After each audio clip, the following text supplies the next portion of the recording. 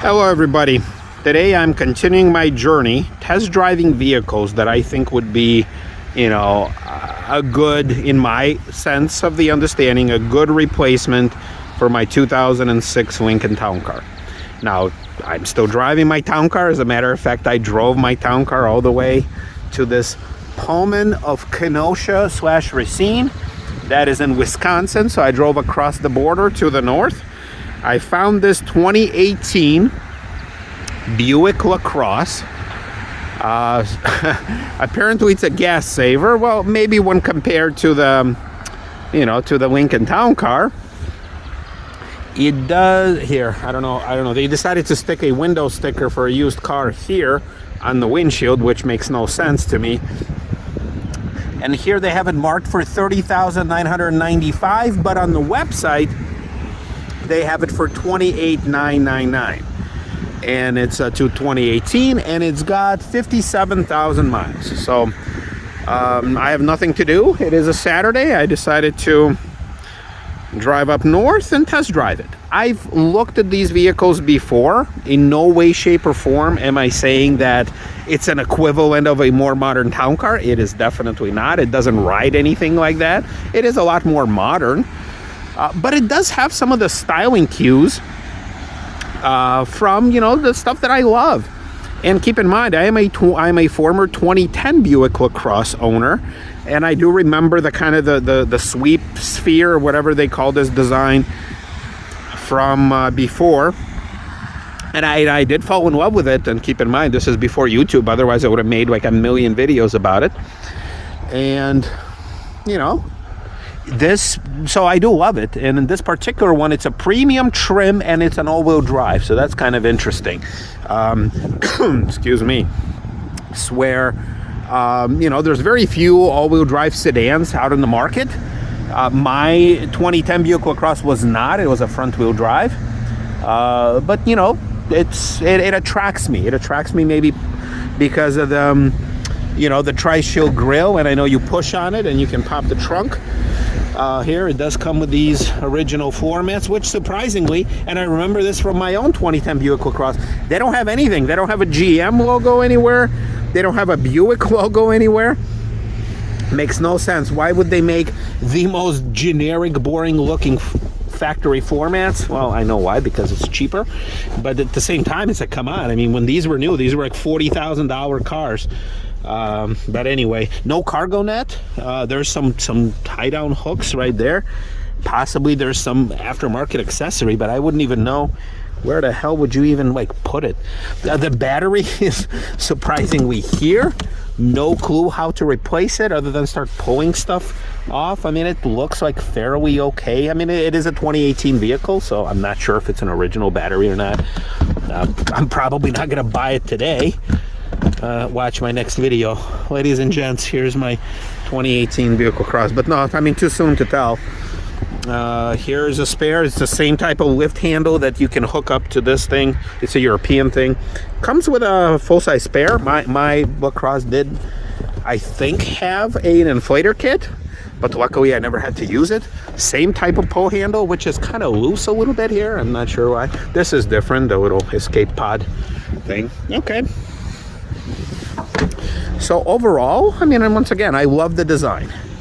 It's got, the sensors, which is so odd. Why, if a Town Car had figured out a way how to hide those things, why don't the modern cars? I don't know.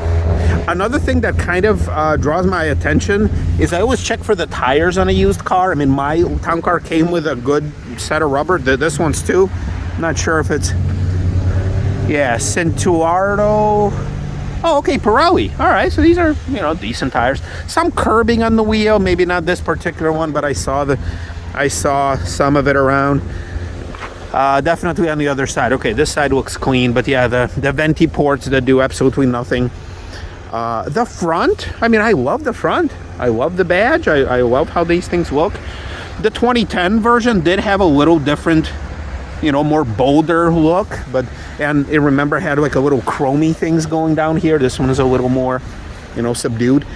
This one is not like the fully loaded. It is a premium, so it's a step up from the base, so it does have more gizmos on it. It doesn't have a sunroof, which I didn't realize at the time of me coming down here that it didn't have one, but once again, it's not a deal breaker. I guess one less thing to break or worry about. But these do have a optional panoramic sunroof that GM will so nicely charge, like $1,900 as an option. Let's see, yeah, you see some curbing right here. I did see some curbing there too, but I did see some corrosion on the other one. Let's see right here. So curb rash here, corrosion here, or maybe it's a combination of the two. I mean, otherwise, I checked underneath. I'm not going to climb underneath there, but I did kind of check. It rained. It doesn't have, I mean, very little rust. So there's that. The key is kind of interesting. It does have a remote start, lock, unlock. You know, got the mechanical key, and then you got the smart access. It's a 3.6, so it's the same engine. I think it does develop more horsepower than what mine did in 2010. I think mine was like 280. And then I think this one, they got it all the way up to 300. But it's a relatively quick car.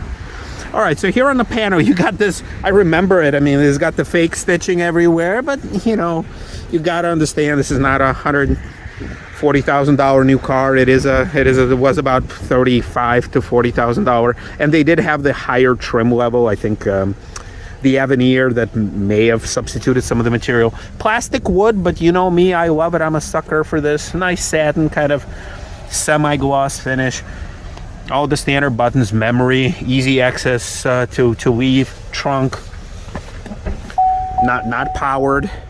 This is not a town car territory, and maybe in some of the Cadillacs they have, but not here. So it's interesting. So it doesn't have the sunroof, but it does have this as an option, which is, it's a quote-unquote massage seats, but it's not. You press this button, and it just automatically inflates the lumbar, so the same controls here, all the way up, and then it deflates all the way down. I tried it. It was so annoying. I turned it off. So this massage, yeah, this is not happening. It's nice. They put these all-weather floor mats in here. No rust on rails, eh? Let's see. And it's interesting too, because in my town car, I have to move the seat all the way back to comfortably drive it. Here, I don't have to. So a little bit better, you know, use of space. Kind of a more modern car. Oh, let's pop the hood. And I was so thankful where the salesperson said, hey, you know, go do it. Go drive it. I don't have to come with you. Because I did also test drive a Cadillac XTS, but the salesperson came with me, and this was a few weeks ago, and I couldn't film it. But it was just a shitty car. It was in really bad condition, and stuff was broken. Like the heated seats wouldn't work. The heated steering wheel didn't work. The dash was warped. I was like, no. It was a 2016, so 10 years newer than my town car, but at about 10 times the worst of a shape. So A, I couldn't film it. B, it was not even worth filming. All right, so look, no leaves that could get into the cowl area, so I'm glad to see that. I mean, pretty clean. I looked underneath it. Doesn't seem to be anything leaking. Obviously, they wiped it all down. Here you go, a zoomed out view of the entire engine. A nice little bubble pod there. Oh, I remember this. Oh God, I remember this. I changed the air filter of my Buick, of my 2010 Buick Lacrosse, and it's the same freaking thing. They have like 6 or 7, and I think there's some on the other side. Yeah, there you go. Oh God, yeah, how much I hate this. So I don't understand why they couldn't do the clamps, but it is what it is. Got a little bit of a surface rust right there, but you know, it's obviously not as rusty as my town car. But yeah, there you go. 3.6, I think 300 horsepower. I know some of you might say that these are not reliable engines. I don't know. On my 2010 Lacrosse, I put over 100,000 miles on a 3.6 liter engine. Didn't have any problems. I had a couple recalls, and that's about it. So I don't know. Not to say that I'm an expert, but all right. And it's got the fog lights. I think. Let's see if do the fog lights work. Let's see if the headlights work. So let's see. Yep. So it's interesting. So they got the fog lights are yellow. The headlights are, and they're not flickering in real life. but the headlights are nice. What is it? How would, no, wait. Shit, what's the other technology? I don't know, I'll look it up. All right, tail lights. Yeah, nice. I want to say that the 2010 version did have maybe a little bit more distinctive look, and it's got like the little puddle lamps. So yeah. All right. Oh, let's look in the back too while we're at it. So here's the seat all the way back. You know, even with the seat all the way back, there's some shit here. I can fit. I'm 5'11", so that's good. So here we go. Yeah, I mean, nothing fancy here, but kind of the same fit and finish. It's got the vents, but surprisingly, there's no way to turn them off or do anything. This, my 2010 had. Yep, same setup. Got map pockets here on both sides. Let's see, what do we got? Console. Yeah. Okay. Nice. Looks pretty clean. I think there's supposed to be some rubber inserts in here, but oh wait. Oh no. This is the rubber insert. Okay. So yeah, I mean, 2 car seats. You know, I'm a big daddy now, so I gotta put my car seats in. It's interesting. Some of the lighting is yellow. Some of the lighting is the LED. So I'm kind of interesting, you know, to see. But yeah, I mean, no problem. Gotta wipe this down a little. But all right. Yep. See. Yeah, works.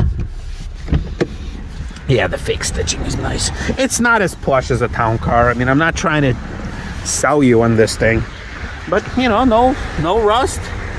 You know, Anthony Guzzo from Specialty Motor Cars. Now I look and you see, like right here, the puddle lamp is yellow, and I wonder if somebody went into the door. Let's see, does they have the same screws on this side? Yep. Okay. So maybe that's just how it is. They got exposed screws. They don't have the things. All right. So yeah, so it's interesting because the car, I think, is smaller, but I can't reach the pedals, so I got to move up. Wow. So a lot smarter use of space. Okay. So what do we got? We got in this one. It's a 1 step above the base, so it's a premium. So you got heated steering wheel. It heats the entire circumference of the steering wheel. Nice. Heated seats, they do work. I tested it on the drive here. The cooled seats, I haven't tested it. In my Lacrosse, my 2010 former Lacrosse, they didn't do shit. Seriously, they did not do anything at all. Here, I mean, today it's like 56 degrees, so I doubt that. And plus, I'm wearing like a rain jacket. It's obviously rain. Well, maybe on my bum I'll feel something. All right, so let's let him sit there. Yeah, but in my my 2010 Lacrosse, I barely used them and they didn't do anything. Okay, so nice little pod here to control the dimmer switch. You got the headlights here. We got the fog lights. The automatic lights are off. They are auto, and you can turn them off manually. You got the HUD display. So, which I think somebody has like a giant smudge. You can see like whoever wiped the glass, they didn't clean the one spot on the glass that, or either that or they didn't clean the actual glass on the display, which is shining through from there. So, whoops, whoa, I got zoom issues. There you go. So obviously, so there's a big smudge there. But anyway, you can control what you see there. Here, let's see if I can do this. Sorry for the smudge. Yeah, you got all sorts of stuff in there. Navigation. Yeah, this is probably what I would keep it at if I were to ever get this car. Here you do have a combination of analog and digital. I mean, this is obviously no town car. This is more modern stuff. You can have a bigger, you can have a map in here, which is obviously really tiny, but it is what it is. And you can like switch somehow what you see. So you can have like your phone, your audio, I guess just some basic info. There you go, your timer. And this is kind of from Saab too. Like I remember this. Okay, oil life. I checked the oil. The oil is pretty good. And they do have a sticker here. So for 62,000 miles, I guess every 5,000 miles. Okay, yeah. I would probably keep it on the speedometer or something. Here you have a GM screen. I mean, it's everywhere. It's in all of their vehicles. Yeah, you do have a nav, so that's good. Not sure if there's if it relies on the satellite radio or something else. You do have all the previous iPhones, M1's phone. Yeah. There you go. You have this nice big knob. Here, a bag button, which is, I guess in this case, oh, there you go. There you go. Traffic shop. What the heck is a shop? What are you going to shop for? Well, I guess you get a blank screen because you can't shop. Network unavailable, preventing this page. Okay, so Wi-Fi networks. No, not sure what any of this is. All right, they don't give you any books. Maybe they have them in the showroom or something, or in the shop. Maybe they never came with it. Yeah, the cooled seats. I don't know. I don't think they do anything, to be honest with you. I hear it, but I don't feel it. And it was the same thing in my 2010. You know, I know Fords have a relatively good cooled seats. GMs maybe not. Traction control. So this is a huge traction control button off. I've seen the higher, like, step up cars or with like a sport package where they split this button, I think, into 3, and then they give you some sort of like a driving mode and park assist, like you can parallel park. So it's either like for the Avenir or it's some sort of a special package where this one don't have. But kudos for figuring out a way how not to leave a blank. So this car I kind of love. They don't have any blank buttons here, which is what I love at a town car. And I think on cars without this heads-up display, they just cover up this panel. You don't have like a hole, which, great. This shifter, I've seen this shifter before. So you put your foot on the brake and you kind of do drive, manual. You do have paddle shifters, which I don't know what they're going to do. Oh, there you go. Shift denied. So they can't even let you shift from the second. But anyway, I'm okay with this. It's not the greatest, but it's not the worst. Oh, there you go. You got a pen. Big cup holders covered up. Not sure what this does or what you would even put in there. Kind of it's not a wireless charger, but a place to stick your phone. My phone surprisingly does fit in there. Oops, sorry. All right, nice storage. Aux and 2 USBs. And all right, there you have it. Here, I know some cars in this, they do have a back sunshade. This one does not. Here you can do the on, so like this or this, and then the home light. And you know, the funny thing is, this material, my 2010 Lacrosse had exactly the same. Like, this was lifted off of 2010 Lacrosse. And then, okay, you do have some extra speakers for your Bluetooth. All right, it's time to drive it. All right, foot on the brake, push the button, go into the drive. Let's see, let's get a little bit of air here. All right, so you do have this. I like how the little display things show up here. Okay, and you can control where. Oh, okay, so it kind of, you have the auto feature. There you go. Oh, okay, so you can select it like that. What if I don't want it on the feed? There you go. Okay, and then you do this. How do you put the AC on? That's interesting. On off, climate. Well, you don't have. Oh, okay, well, here's the AC off, AC max, and then you can sing both sides. Okay, so you got some redundancy, which is good. All right, I love the heads-up display. My 2010 Lacrosse did have it. I loved it. All right, but I can't really exit out of here. So now, whether or not I'm gonna buy this thing right now, I highly doubt it. I didn't bring a checkbook. I'm not really ready for it. I don't really have a whole lot of time. I gotta get home. It's you see, it's 4:25 p.m. on a Saturday, and we got a family dinner. So, but you know, why not? I have the time. I wish that this window sticker was anywhere but where it is right now. Got in some back Wisconsin roads. Oh yeah, the pickup is great. The pickup in this V6, holy moly. Now, too bad it's got construction like everywhere. Like on the way here, construction. Around the dealership, construction.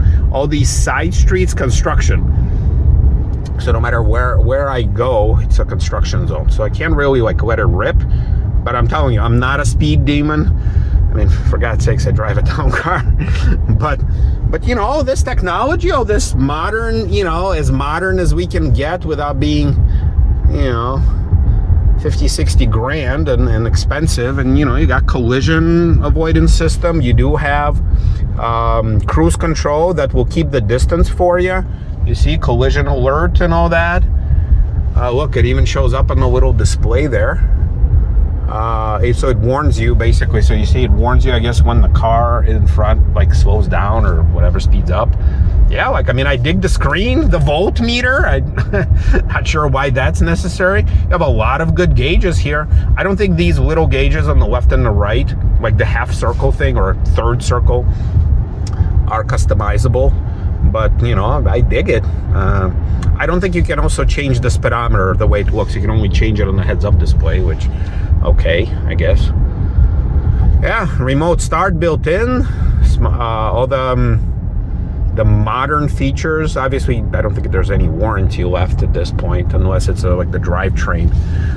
All right, I think that's the turn I got to make. But yeah, I mean, I like it. At least this is what I think of a more modern, you know, lazy kind of a driver equivalent of a town car, for better or worse. I wish it had a little piece of wood, at least here, like it looks like it's almost made for it, like right here. But I don't think any of them have it.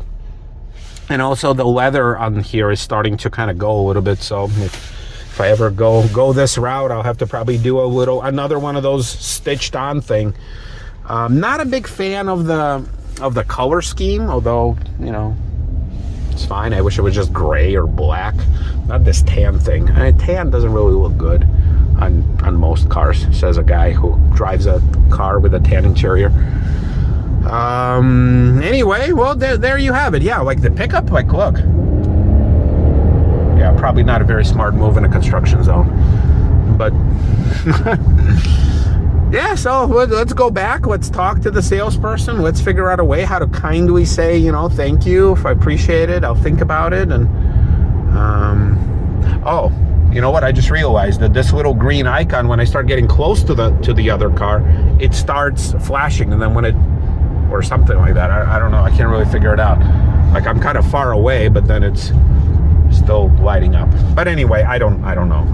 I'm not gonna spend the next 40 minutes studying about this car if you know, if I'm not in a position to buy it. But I'll definitely you know, it's a consideration. I like it better than the 300. Let's just put it this way. The 300 I test drove, not so much. This I can live with this. Here, I think this is where I need to go. Also, it's got a powered steering wheel. So, all right, everybody, here's a look. We'll see. You know, I might need to do another round of a for sale video. But this Buick, at least, you know, I like it. Better than the 300, definitely better than that XTS that I drove. But I gotta drive, I think, a little bit more cars. Yeah, this is good. I like it. Well, we'll see, everybody.